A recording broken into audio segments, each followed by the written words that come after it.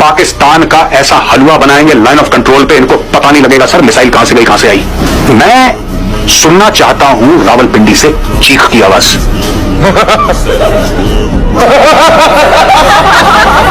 Share करते चले कि पाकिस्तान ने एक और भारतीय पायलट को गिरफ्तार कर लिया है। अहम खबर, तबाह किया गया जहाज राफेल निकला और राफेल की पायलट को गिरफ्तार किया गया है।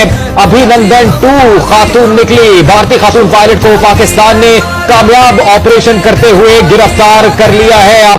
मैं थक चुका हूं दोस्तों, थक गया हूं झूठ बोलते बोलते, मोदी जी को और सेना को डिफेंड करते करते, जो पता भी नहीं चलता असल में क्या हुआ।